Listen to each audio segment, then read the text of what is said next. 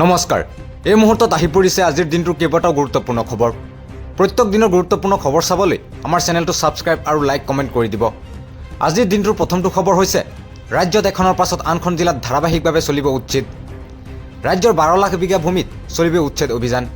লগতে অনুপ্ৰৱেশকাৰী চিনাক্ত কৰি দেশৰ পৰা বহিষ্কাৰ কৰা কাৰ্যও ক্ষিপ্ৰতাৰে চলি থাকিব। নিৰ্দিষ্ট প্ৰমাণ পালে 24 ঘণ্টাৰ ভিতৰত বিদেশীক ডিচিয়ে বহিষ্কাৰ কৰিব। যদি কিবা কমপ্লেইন পায় ডিচিক জনাবলৈ অনুৰোধ জনাইছে মুখ্যমন্ত্ৰী হিমন্ত বিশ্ব শৰ্মাই।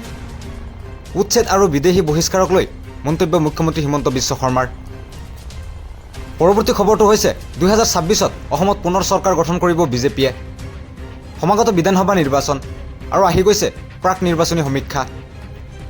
2026ৰ নিৰ্বাচনত বিজেপিয়ে অকলে লাভ কৰিব 69খন আসনৰ পৰা 74খন আসন।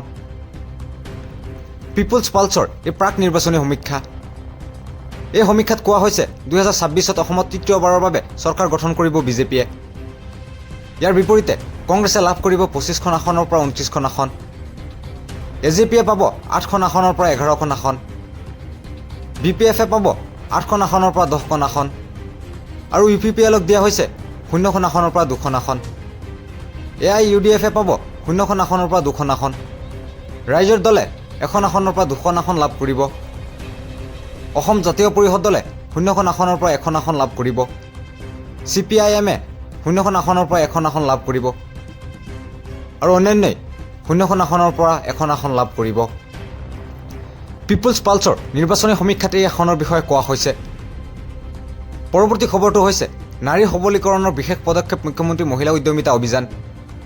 মহিলা সবলীকৰণৰ উদ্দেশ্যে চৰকাৰে ৰূপায়ণ কৰা অভিলাষী আঁচনি মুখ্যমন্ত্ৰী মহিলা উদ্যমিতা অভিযানৰ অধীনত গোৱালপাৰা জিলাৰ দুধনৈ বিধানসভা সমষ্টিৰ 28,093 গৰাকী উদ্যমী মহিলাৰ মাজত 10,000 টকাকৈ প্ৰাৰম্ভিক মূলধনৰ চেক প্ৰদানৰ শুভাৰম্ভ কৰি মুখ্যমন্ত্ৰী হিমন্ত বিশ্ব শৰ্মাই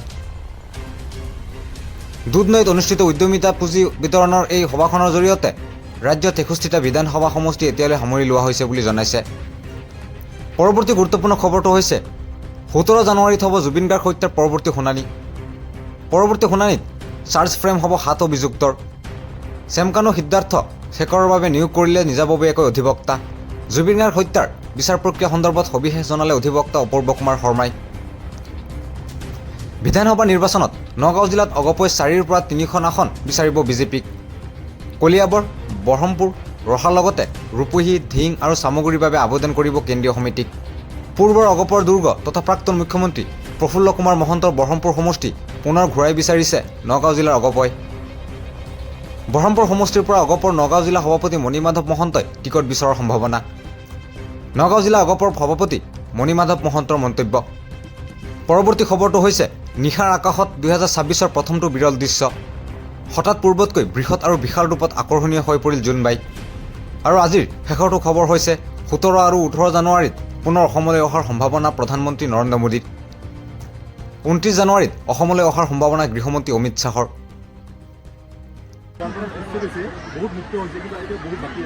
চলি থাকিব। এইকেইদিন হোজাইত কাম কৰি আছে, এখনৰ পিছত এখন জিলা, বহুত বিঘা মাটি।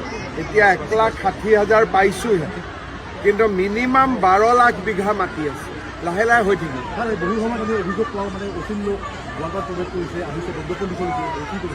এতিয়া চৰকাৰৰ হাতত এইটো সুবিধা আছে যে নিৰ্দিষ্ট কমপ্লেইন পালে এতিয়া ট্ৰিব্যুনেল নালাগে, ডিচি তাতে বিচাৰ হ'ব পাৰে আৰু ডিচিয়ে 24 ঘণ্টাৰ ভিতৰত তেওঁলোকক দেশৰ পৰা বহিষ্কাৰ কৰিব পাৰে। সেইবাবে আপোনালোকে কিবা কমপ্লেইন পালে ডিচিক জনাবৰ বাবে মই অনুৰোধ কৰিম।